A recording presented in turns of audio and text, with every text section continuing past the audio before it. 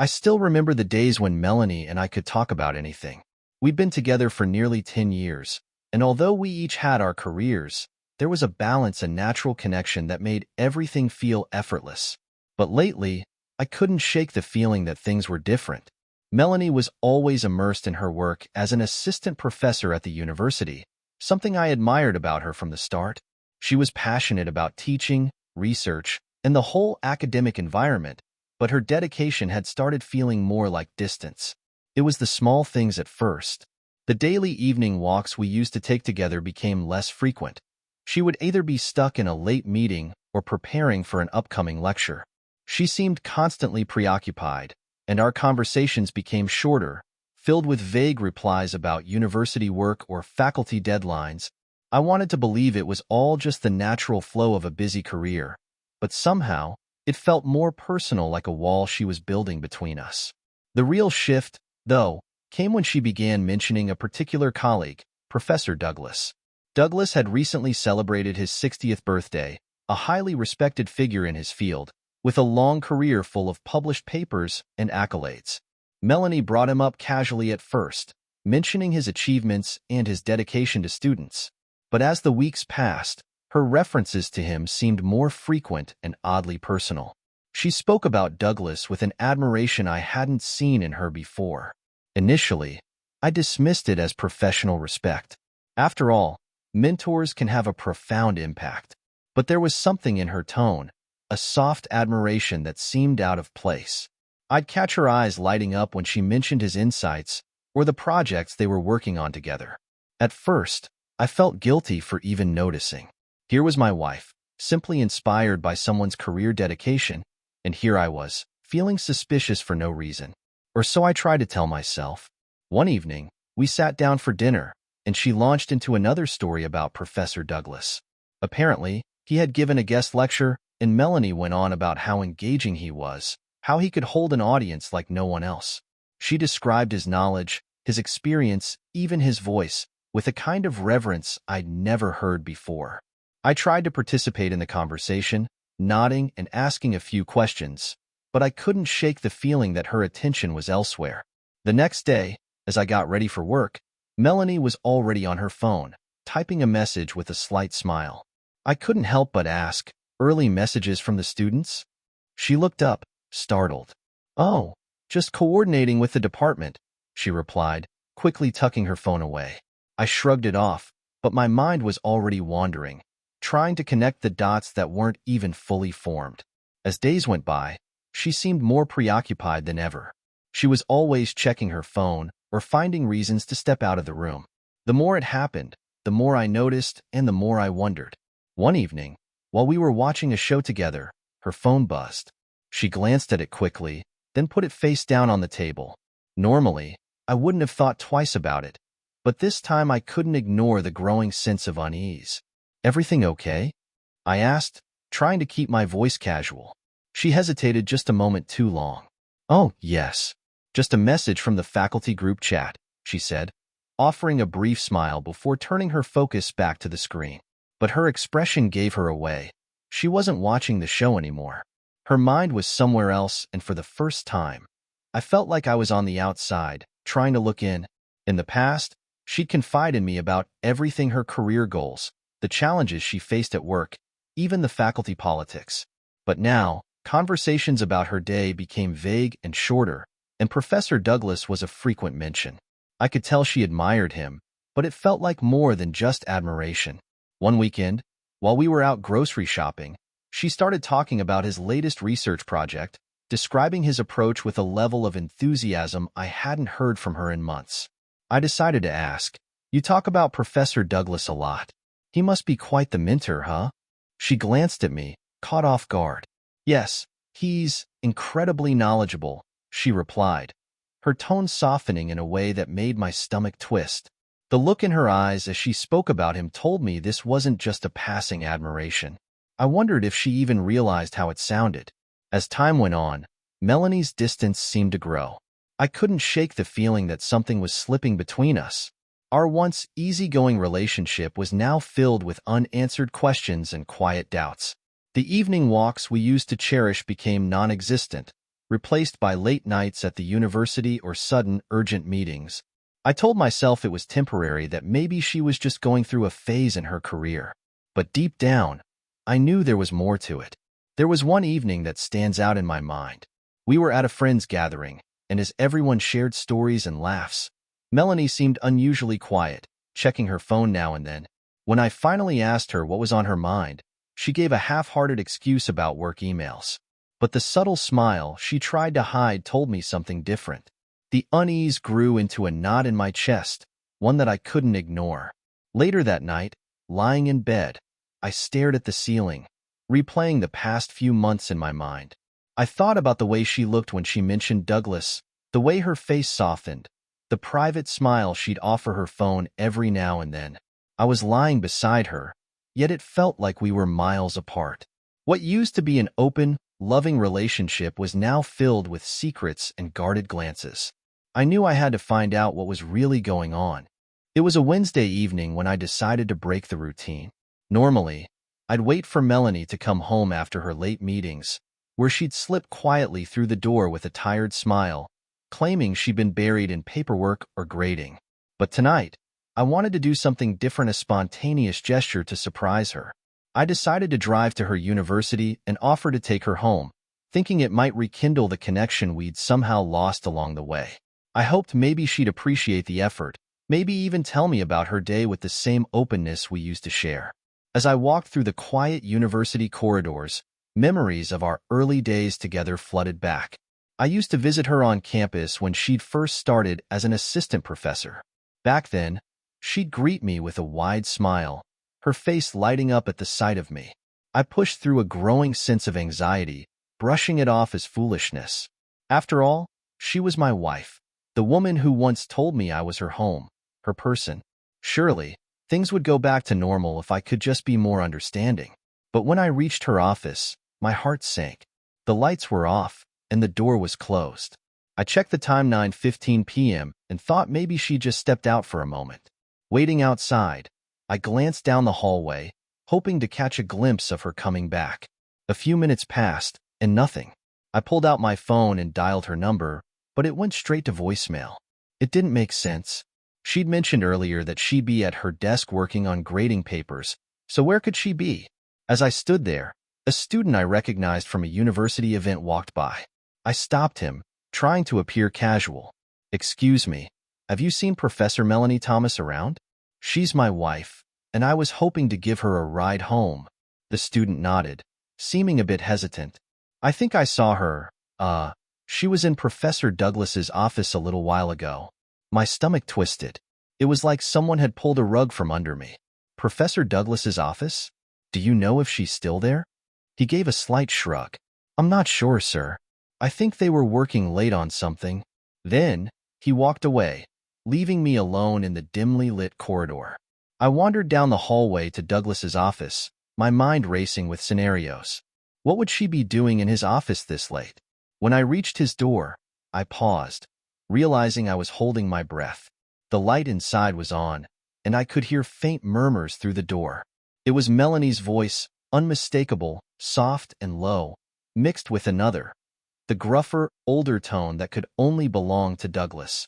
I felt a strange mix of emotions: embarrassment for standing there, eavesdropping like some paranoid stranger, and anger for even needing to do so.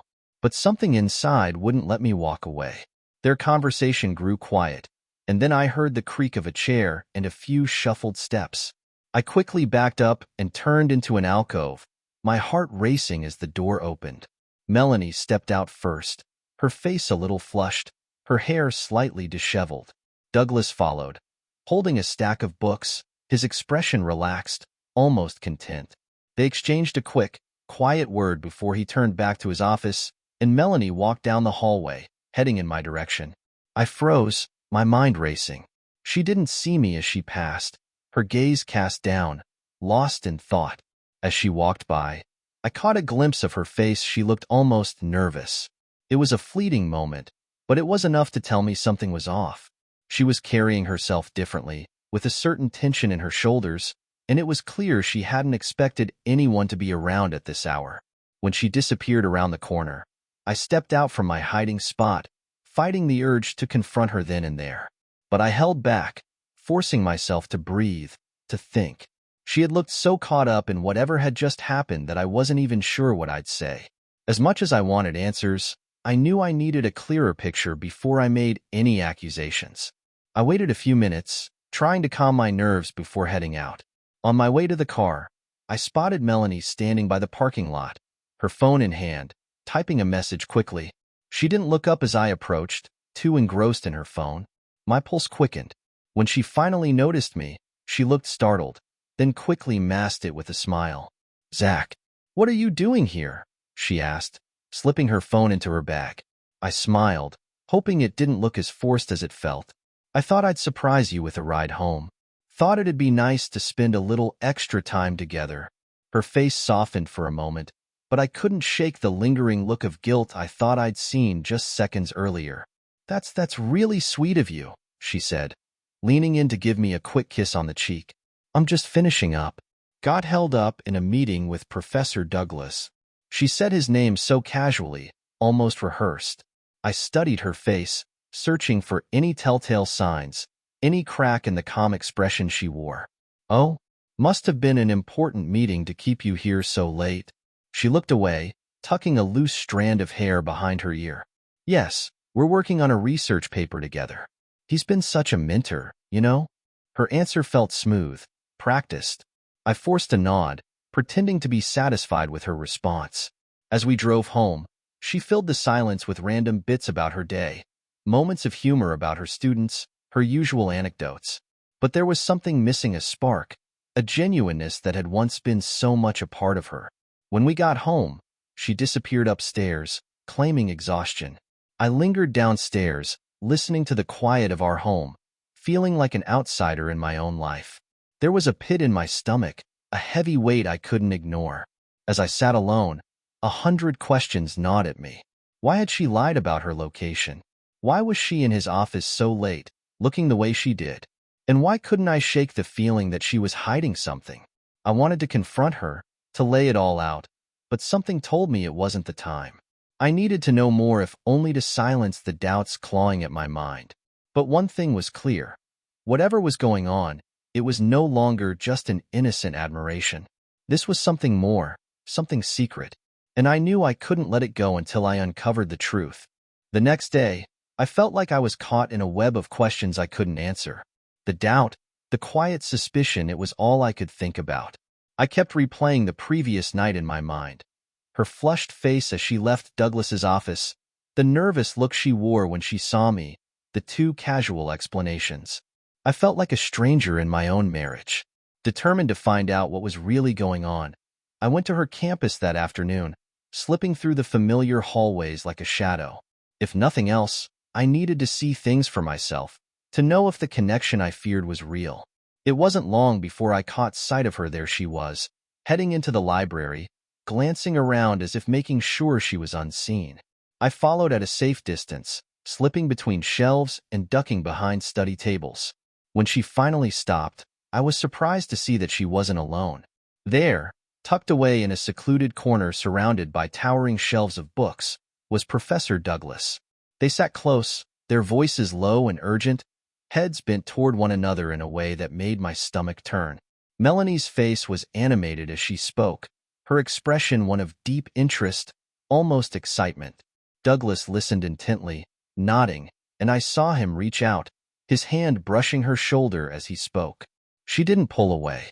I ducked farther behind the shelf, out of their sight, fighting the instinct to march over there and demand an explanation. I strained to hear their words, but they spoke too quietly, their voices blending into hushed murmurs amid the silence of the library. From where I stood, I couldn't make out what they were saying, but the familiarity, the comfort in their manner, told me everything I needed to know. She looked at him with a kind of admiration, a fondness that seemed out of place. I watched her gesture animatedly, her eyes lighting up with something I hadn't seen directed at me in a long time. And then, just as I was beginning to question what I was really seeing, Douglas leaned in, whispering something that made her smile, a warm, genuine smile that cut straight through me. Whatever doubts I'd had were now solidifying into something much darker.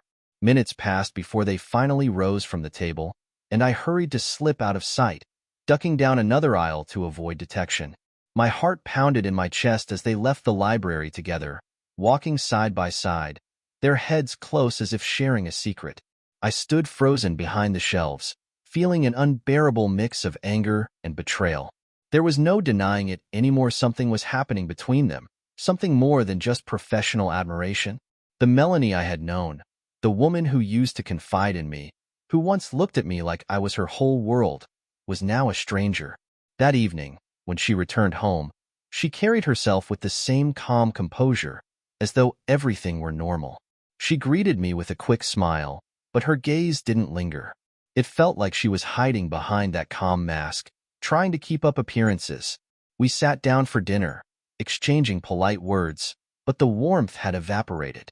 At one point, she mentioned working late again, and I struggled to keep my voice steady. "More work with Professor Douglas?" I asked, watching for any reaction. Her eyes flickered, a brief hesitation that confirmed what I feared. "Yeah, there's a lot going on this semester," she replied, her voice light, her smile just a little too bright. I couldn't believe how easily the lie rolled off her tongue. She didn't even flinch, and for the first time, I wondered how long this act had been going on. As she cleared the dishes, I remained seated, my mind swirling with plans. I had seen enough to know that this wasn't just paranoia. Something was indeed going on between Melanie and Douglas, but I needed concrete proof, something undeniable. Without it, confronting her now would only lead to more lies, more excuses. That night, I lay awake beside her, staring into the darkness, feeling the weight of betrayal settle over me. Melanie's gentle, steady breathing seemed almost mocking now. I'd spent years building a life with this woman, trusting her completely. But here I was, lying in bed next to a stranger. Tomorrow, I promised myself, I would dig deeper. Whatever was happening behind my back, I was going to find out. One way or another, I was done being kept in the dark. A few days passed, but the weight of suspicion gnawed at me relentlessly. The incident in the library haunted me, and every glance, every word Melanie uttered seemed like a piece of a larger puzzle I couldn't yet put together. My frustration grew, and I felt powerless, unsure of what my next step should be. Then, something unexpected happened. That afternoon, I was at the campus cafe waiting for Melanie to finish a late lecture so we could go home together. I noticed one of her students, a young woman named Jennifer, who had often seemed close to Melanie, spotting me from across the room. She hesitated but then approached, looking somewhat uneasy. "Mr. Thomas, right?" I nodded, surprised she knew who I was. "Yes. You're Jennifer, right?" She offered a small smile and nodded. After a moment of hesitation, she leaned in, her voice low. "I don't know if I should be saying this, but I've noticed some things that I think you should know about." Her tone caught my attention immediately. I studied her face, trying to gauge her intention, but I could see the earnestness in her eyes. "What do you mean?" I asked, keeping my voice steady. Jennifer took a breath, then glanced around as though making sure no one else was listening. "It's about Professor Douglas and Melanie. I've seen them together a lot lately, more than usual, I'd say. I'm in her study group, so I'm around her a lot. And sometimes, I just overhear things. She talks about him differently than she does about anyone else." I felt my stomach drop, but I stayed composed. "Differently how?" She hesitated, like she's really close to him. "I'm not trying to make assumptions, Mr. Thomas, but it's just, well, it feels off, if you know what I mean. The way she talks about him, the way she looks at him when he's around, and even the little things she does when she's with him. I know she's my professor and all, but I couldn't help noticing." Hearing this from someone else, a stranger really, felt like confirmation of everything I'd feared. I had no idea what to say, but Jennifer filled the silence. "Look, I don't want to cause any trouble," she added, almost apologetically. "I just thought you'd want to know. I've seen her head to his office a lot after hours. Sometimes it's nothing, but other times, it feels too personal." I took a deep breath, feeling an intense mixture of gratitude and sadness. "Thank you, Jennifer. I appreciate your honesty. This isn't easy to hear, but it's something I needed to know." She nodded, looking relieved. "I'm sorry if I crossed a line. but I felt like you should know. If you ever need anything, or want someone to keep an eye out, just let me know." With that, she walked away, leaving me alone with my thoughts. I sat there, the noise of the cafe fading into the background as Jennifer's words echoed in my mind. I had tried so hard to dismiss my suspicions, to believe that Melanie's late nights and closeness with Douglas were all part of her career. But hearing it from someone else, an outsider who had nothing to gain, made it undeniable. That night, I found myself replaying Jennifer's words over and over, my mind filled with every subtle sign, every instance when Melanie had mentioned Douglas in passing with that softened tone, that quick, almost shy smile. And now, knowing her own student had noticed it too, it felt like I was finally seeing the truth. When Melanie got home later that evening, I was already sitting at the kitchen table, lost in thought. She breezed in, setting down her bag with a tired sigh, and gave me a quick, familiar smile. "Long day," she said, her voice light as if nothing in the world could trouble her. I forced a nod, watching her carefully. She chatted on about her day, mentioning a few students, the usual frustrations of academia, her latest lecture plans, details she usually shared, yet I couldn't focus. Her words blurred, overpowered by Jennifer's revelation. "What about Professor Douglas?" I interrupted, feigning casual interest. "Did you work with him today?" She looked startled, then quickly recovered. "Oh, yeah, briefly," she replied, her tone changing subtly. "We're working on a project, you know that, right?" I murmured, the edge in my voice sharper than I intended. "It just seems like you two spend a lot of time together, that's all." She paused, glancing at me with a slight frown. "Zach, he's a senior professor, my mentor. Why would you be worried about that?" I shrugged, the hint of a smile on my face to mask the brewing storm inside. "No reason. Just an observation." She brushed it off with a quick laugh, returning to her usual lightheartedness. But something shifted. That evening, I watched her from across the room, her face illuminated by the soft glow of her phone, and I couldn't ignore the growing rift between us. It was as if Jennifer's words had unlocked something, and now every little action, every quiet moment between us, felt like another piece of the puzzle. My suspicions had finally taken root, fed by the undeniable truth that others could see what I'd been trying so hard to deny. And with each passing day, I grew more certain that the truth I sought was just waiting to be discovered, lurking in the shadows of Melanie's world. A few days after my decision to move on, I felt a strange calm settle over me, as if I had finally accepted the reality I'd been avoiding for months. The bitterness that once consumed me felt muted, and although I hadn't yet confronted Melanie, I knew that moment was coming soon. Jennifer's words kept echoing in my mind. I didn't owe anyone my happiness, least of all someone who had chosen to hide things from me. One evening, after Melanie had gone through her usual routine of checking emails and slipping into the bathroom for her nightly shower, I noticed she'd left her phone on the nightstand, unlocked. My stomach clenched. Part of me wanted to respect her privacy, to leave it untouched. But a stronger part of me, one that had lived with doubt for too long, urged me forward. I needed to know the truth. I picked up her phone, scanning quickly through her messages. Most of them were typical chats with friends, updates from students. Just as I was about to give up, I noticed a conversation with a contact saved only as D. My pulse quickened, and I opened the thread. It was Douglas. The conversation was casual enough at first, discussing schedules and upcoming department events, but as I scrolled further back, my heart sank. Among the work-related texts, there were messages that left no room for interpretation. In one, Douglas had written, "Last night was wonderful. Can't wait to see you again. Same time?" Melanie's response chilled me. "Yes, it was. I'll be there. Just don't let anyone see us this time." There it was, black and white, the truth I tried so hard not to see. All the suspicions, the little lies, the changes in her demeanor, they had all led to this. I stared at the screen, feeling a mix of anger and relief. I had finally found the proof I needed. She wasn't just spending time with him as a colleague or mentor. They were meeting in secret, hiding something more than professional respect. I continued reading, my fingers trembling as I scrolled. They had arranged secret meetings, made excuses to spend time together, and covered their tracks. It was clear that this wasn't a one-time lapse, but something that had been happening for weeks, maybe months. I couldn't believe I'd let myself be blind to it for so long. I was furious, not just with her but with myself for doubting my own instincts. Just then, I heard the water in the bathroom turn off. Panicking, I quickly set her phone down, making sure it was exactly where she'd left it, and lay back on the bed, trying to slow my breathing. Moments later, Melanie walked in, a towel wrapped around her hair, oblivious to the storm that had erupted within me. She smiled and climbed into bed, leaning over to kiss me on the cheek. It felt mechanical, practiced. I watched her as she picked up her phone, checking something briefly before setting it back down.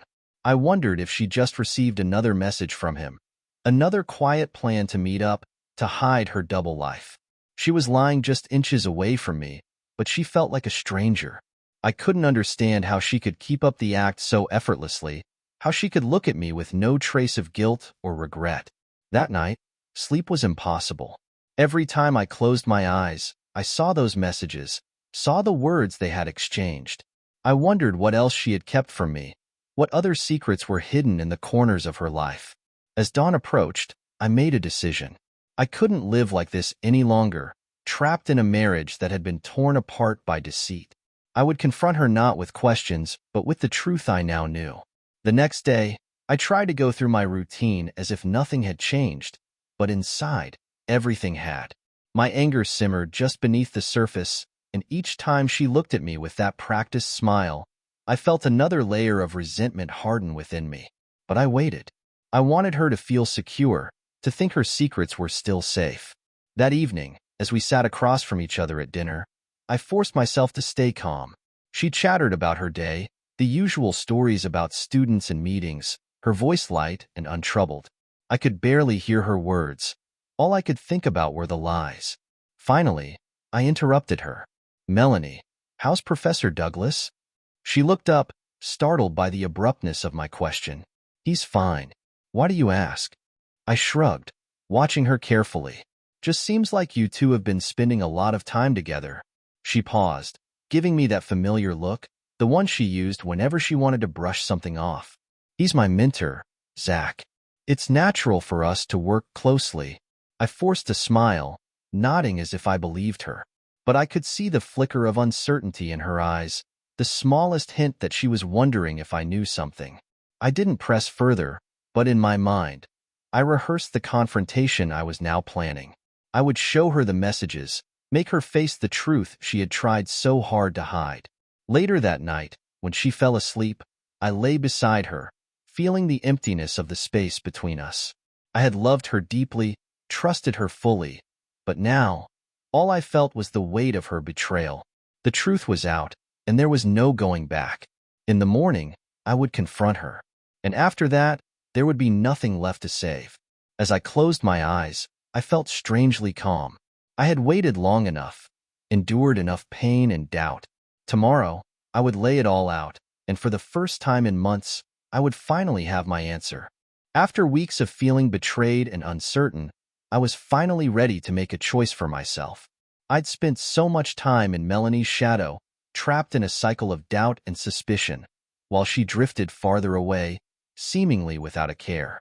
But I had reached my limit. Jennifer, Melanie's perceptive student, had been an unexpected but welcome ally through it all. Her insights into Melanie's behavior with Douglas had made me feel less alone, like someone out there understood what I was going through. Over time, her kind support had developed into a genuine connection, and soon, it became the one thing that grounded me amid all the chaos. Jennifer had a warmth and sincerity that I'd almost forgotten could exist. We began to meet after her classes occasionally, chatting over coffee, sharing stories about life, the things that made us laugh or frustrated us. I hadn't felt this seen or appreciated in a long time. Jennifer knew everything about the tension at home, and as strange as it was, she was the one person who could make me forget the situation with Melanie, if only for a little while. Our conversations took on a natural, effortless flow, and one evening, as we sat talking in a quiet corner of a cafe, I found myself feeling a rush of closeness that I couldn't ignore. She looked at me with genuine understanding, no judgment, no pity, just pure, open compassion. You deserve to be with someone who values you, she told me softly, her eyes meeting mine in a way that spoke volumes. The reality of that truth hit me harder than I expected. In that moment, I let go of the guilt and shame that had held me back and simply allowed myself to enjoy her company. Our friendship grew into something more, and I let it. Jennifer became the escape I needed, a reminder of how it felt to be valued, seen, and understood. I knew some would call it revenge, but to me, it was a reclaiming of my own worth. Melanie had created distance, hid secrets, and prioritized someone else. I had spent long enough questioning my own sanity, wondering if I was reading too much into things. Jennifer reminded me that I wasn't wrong, that I hadn't deserved the isolation I'd been put through. One evening, as I was leaving Jennifer's place after a long conversation, she took my hand, and in that quiet, gentle moment, everything became clear. I didn't need to stay in a marriage defined by secrets and distance. Melanie had betrayed me first, and for so long I'd been waiting, hoping she'd come back to me. But now, with Jennifer, I understood that I could choose to be happy, to let go of the past and the pain Melanie's actions had caused. That night, when I got home, Melanie was already asleep. I stood in the doorway, watching her for a moment, wondering if she ever thought about what her choices had done to me. But even if she did, I realized that I was done waiting for an apology that would never come. I had finally found someone who cared enough to support me, to pull me out of the fog of self-doubt. Over the next few days, I made a point of being distant, of keeping my own secrets.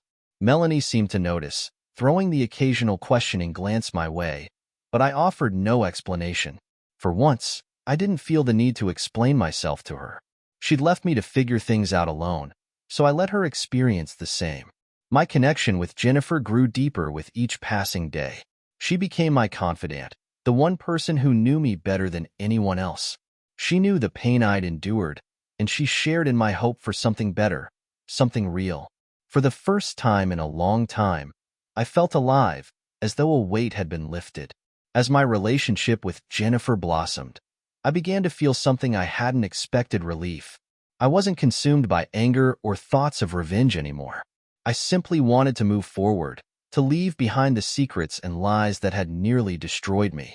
Jennifer helped me see that there was life beyond the betrayal, that I didn't have to stay shackled to the hurt Melanie had caused. One evening, as Jennifer and I shared another quiet moment together, she took my hand and smiled. "You don't owe anyone your happiness, Zach. Remember that." Her words stayed with me, strengthening my resolve to break free from the past and focus on the future.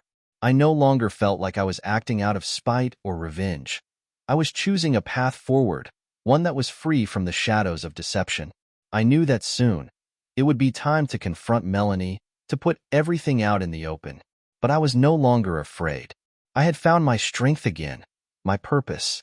I would confront Melanie not as a broken man seeking answers, but as someone ready to close this chapter for good. And for the first time in months, I felt a sense of peace, knowing that I had taken control of my life back, that I had chosen my own happiness. The next morning felt different. I was tired of waiting, of piecing together truths she had chosen to hide. I had read the messages between her and Douglas. I'd seen the closeness, the deceit, the plans they thought they could keep hidden. Today, I would confront Melanie with everything I knew. I asked her to meet me after work at a cafe near campus, the same cafe where, just a week ago, I had caught her stealing glances at her phone, a distant smile on her face. I arrived early, choosing a booth near the back where we wouldn't be disturbed. When she walked in, she looked around, surprised to see me sitting there, already waiting. She approached with a slightly guarded expression, sensing that this wasn't just an impromptu coffee date. "Hey," she greeted me, sliding into the booth across from me. "What's going on?" I met her gaze, feeling a strange calmness settle over me. "I wanted to talk," I said quietly, leaning forward. "About us. About everything that's been going on." Her smile faltered, replaced by a look of mild confusion and something else: anxiety. "What do you mean?"